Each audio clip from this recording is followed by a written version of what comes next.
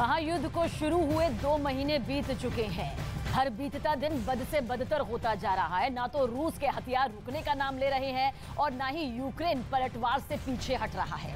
जंग के बीच पुतिन का एक प्लान डिकोड हुआ है, जहां एक तरफ रूस की सेना कीव के किले को ढहाने की पूरी कोशिश में जुटी हुई है, तो पुतिन उससे एक कदम आगे की सोच रहे हैं, जिससे रूस के लिए सीधे यूरोप का दरवाजा खुल जाएगा। आखिर क्या है राष्ट्रपति व्लादिमीर पुतिन का अगला कदम? देखिए हमारी इस स्पेशल रिपोर्ट के जरिए।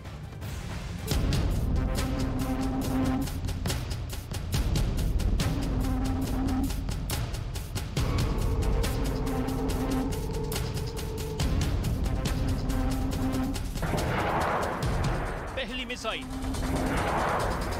दूसरी मिसाइल, तीसरी मिसाइल और ये निकली चौथी मिसाइल। इस वीडियो में छुपी है रूस की नई रणनीति। ये वीडियो यूक्रेन युद्ध की नई कहानी तय करने वाला है। इस वीडियो में छुपा है यूक्रेन और उसके पड़ोसियों का भविष्य। ये रूस की नई युद्ध नीति का हिस्सा है। तस्वीरें दक्षिणी यूक्रेन के किनारे पर ब्लैक सी की है, जहां रूस की नेवी ने एक बड़ी एक्सरसाइज की है।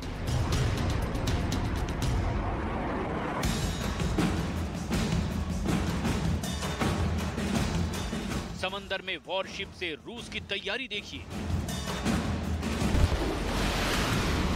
रूस की इस एक्सरसाइज में फ्रिगेट वॉरशिप का इस्तेमाल किया गया है और इस वॉरशिप से कैलिबर मिसाइल लॉन्च करके रूस ने बता दिया है कि वो चाहे यूक्रेन युद्ध में फंसा हुआ है, लेकिन उसकी तैयारी चौतरफा है,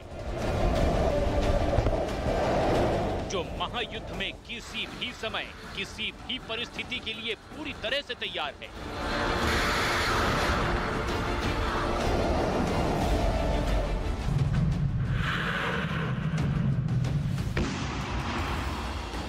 यूक्रेन की जंग धीरे होने की बजाय अब और तेज होती जा रही है। यूक्रेन में इस समय हालात ये हैं कि वहां मौजूद लोग खौफ के साए में जीने को मजबूर हैं। कोई नहीं जानता कि कौन सा बम, कौन सी मिसाइल किस वक्त कहां आकर गिरे और उनकी जान पर बनाए।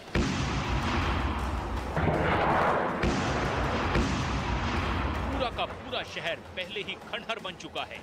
जहां तक नजर जाती है वहां तक सिर्फ और सिर्फ बर्बादी का मंजर ही नजर आता है।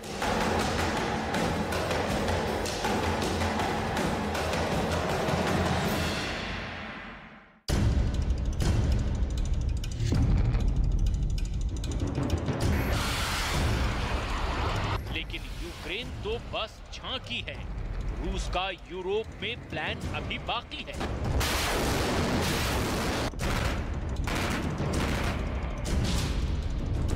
रूस की सेना के इस कमांडर को ध्यान से देखिए।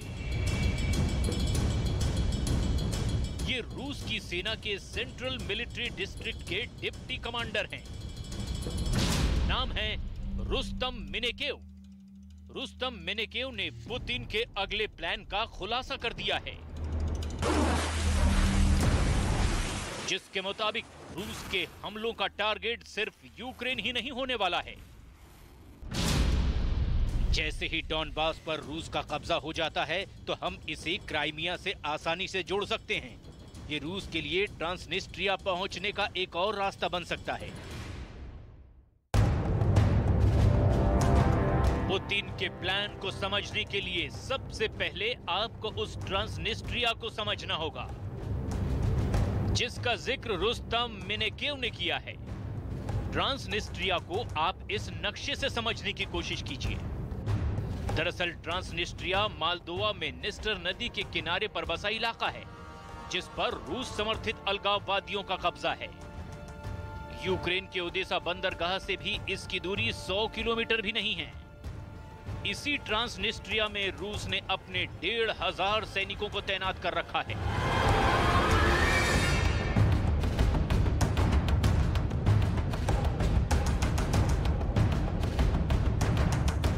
यूक्रेन को डर है कि रूस इस क्षेत्र को हमलों के लॉन्च पैड के रूप में इस्तेमाल कर सकता है। अप्रैल महीने की शुरुआत में यूक्रेन की सेना के अधिकारियों ने कहा था कि ट्रांसनिस्ट्रिया में एयरफील्ड को विमानों की लैंडिंग के लिए तैयार किया जा रहा है। Створення наступального угруповання військ для дій на Слобожанському напрямку. Імовірно, найближчими днями окупанти намагатимуться відновити наступ. Окрім того, ворог продовжує здійснювати підготовку та відправку особового складу, озброєння та техніки для участі в бойових діях на території України. Здійснюється підготовка озброєння та військової техніки у пункті постійної дислокації 60-ї окремої мотострілецької бригади.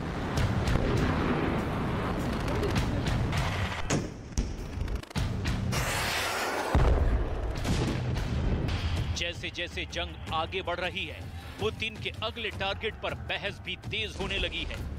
दावा किया जा रहा है कि यूक्रेन और रोमानिया के बीच में बसा छोटा सा देश मोल्दोवा पुतिन का अगला टारगेट हो सकता है।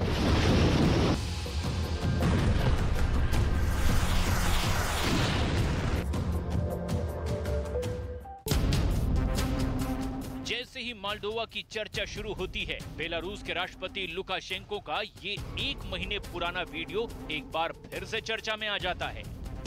बेलारूस के राष्ट्रपति लुकाशेंको का ये वीडियो लीक हो गया था, जिसमें वो अपने अधिकारियों को नक्शे के जरिए युद्ध की रणनीति समझा रहे थे। लुकाशेंको के पीछे जो बैटल मैप दिख रहा है, उसमें रूस का लाइन ऑफ अटैक समझाया गया था। मतलब ये बताया गया कि रूस यूक्रेन पर हमले को कैसे कामयाब बनाएगा। बेलारूस के राष्ट्रपति इसी बारे में बात कर रहे थे, लेकिन इस दौरान उनसे एक गलती हो गई, क्योंकि उन्होंने अपने अधिकारियों के सामने पुतिन का टॉप सीक्रेट प्लान खोल कर रख दिया। वो छड़ी से मोल्दोवा की ओर इशारा करके बात करते दिखे। वो यहीं नहीं रुके, बल्कि उन्होंने बोल दिया कि यूक्रेन के बाद अब मोल्दोवा की बारी है।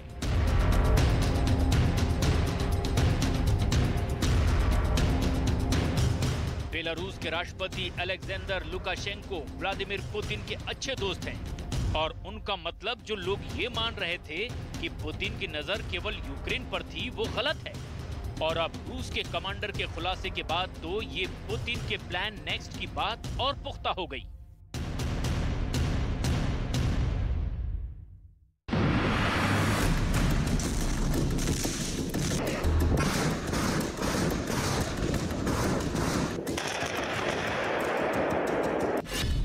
यूक्रेन के बाद मोल्दोवा की बारी। यूक्रेन के पूर्व और दक्षिण में जैसे जैसे जंग तेज हो रही है, रूस को एक के बाद एक कामयाबी मिल रही है।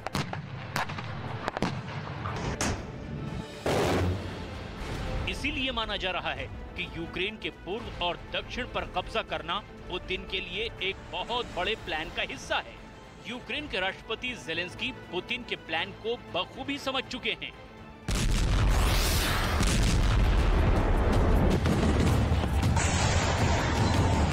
बार-बार दुनिया के नेताओं को इसकी चेतावनी भी दे रहे हैं। Ми віримо у перемогу життя над смертю. І ми молимося, щоб смерть програла. В цьому році, у час повномасштабної війни Росії проти нашої держави, ці слова мають для нас особливе значення. Росія принесла в Україну смерть. Після 8 років жорсткої війни на Донбасі Росія захотіла знищити нашу державу повністю. Буквально позбавити українців права, нашого права. रूसी सेना के डिप्टी कमांडर की बात कितनी सही है, ये साफ नहीं है। ये भी पता नहीं है कि रुस्तम मिनेकेव की कही बातों को क्रेमलिन की आधिकारिक मंजूरी है भी या नहीं। लेकिन रूसी मीडिया में उनकी बातों पर खूब चर्चा हो रही है। ज़ेलेंस्की दुनिया को इसीलिए भी चेतावनी दे रहे हैं, क्योंकि रूस ने तो अपने चेचेन लड़ाकों को इस काम पर भी लगा दिया है। रमजान कादिरव के लड़ाके पुतिन के प्लान को कामयाब करने के लिए पूरी तरह से तैयार हैं।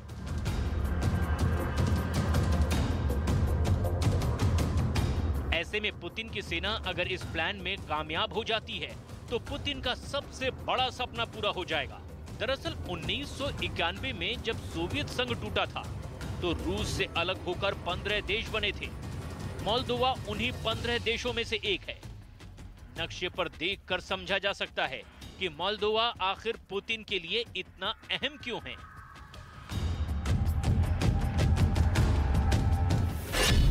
दरअसल मोल्दोवा एक छोटा मुल्क होने के साथ साथ यूरोप का सबसे गरीब मुल्क भी है, जिसका सीधा मतलब ये है कि मोल्दोवा के पास ना तो ज्यादा हथियार हैं और ना ही बहुत बड़ी सेना है।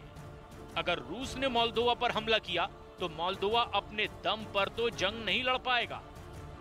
लेकिन सवाल ये है कि मोल्दोवा अगर पुतिन की मुट्ठी में चला गया तो होगा क्या? यूक्रेन का पड़ोसी मोल्दोवा एक लैंडलॉक्ड देश है। जो मोल्दोवा 3 तरफ से यूक्रेन से घिरा है, उसका पश्चिम का बॉर्डर रोमानिया से जुड़ता है। ऐसे में मोल्दोवा पर रूसी कब्जे की स्थिति में रूस की फौज रोमानिया की सीमा पर पहुंच जाएगी, जिसका सीधा मतलब ये होगा कि रोमानिया की नौसेना के लिए रूस की नौसेना चुनौती बन जाएगी। रोमानिया नेटो का सदस्य है, इसीलिए अमेरिका और नेटो की टेंशन अभी से बढ़ी हुई है। मोल्दोवा अभी तक नेटो का सदस्य नहीं है, लेकिन रूस का कब्जा अगर मोल्दोवा पर हुआ तो नेटो के लिए सब्र से काम लेना मुश्किल हो जाएगा। तो यूक्रेन में बड़े बड़े झटके झेलने वाली रूसी सेना लगातार आगे बढ़ती जा रही है। मारिउपोल जैसे शहर पर कब्जा करने के बाद अब व्लादिमीर पुतिन की सेना का प्लान और ज्यादा घातक खतरनाक हो गया है। इस बात का खुलासा खुद रूसी सेना के बड़े अधिकारी ने किया। अब रूसी सेना का काफिला दक्षिणी यूक्रेन और पूर्वी डॉनबास पर शिकंजा कसने के लिए आगे बढ़ चुका है। कौन है रूसी सेना का वो अधिकारी जिसने पुतिन की नई साजिश का पर्दाफाश किया? इस रिपोर्ट के जरिए आप देखिए।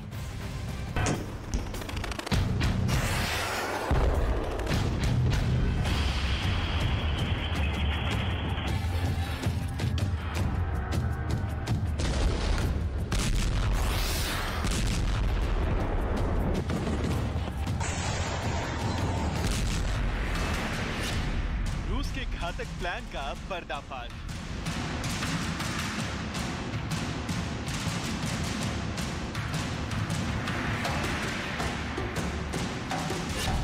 फायर के मूड में नहीं है पुतिन।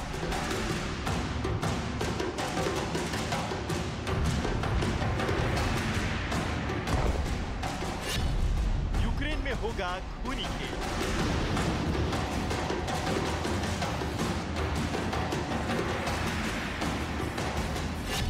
पुतिन की सेना का छुपा रास्ता।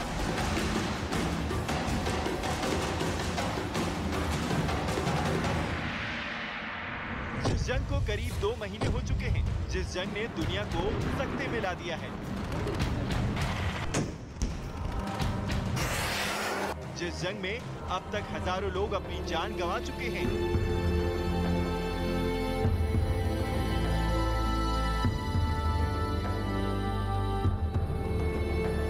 जिस जंग की वजह से अब तक लाखों लोग बेघर हो चुके हैं, जिस जंग से तीसरे विश्व युद्ध की आहट आ रही है।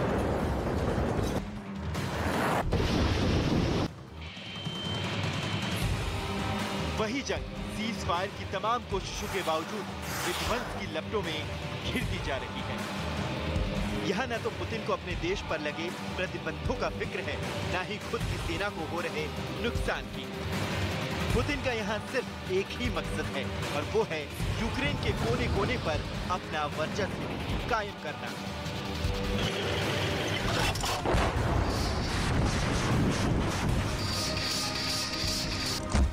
और इस बात का दावा किसी और ने नहीं बल्कि रूसी सेना के बड़े अधिकारी ने किया है। रूसी सेना के जिस अधिकारी ने पुतिन के प्लान का पर्दाफाश किया है उसका नाम है रुस्तम मिनेकेयेव।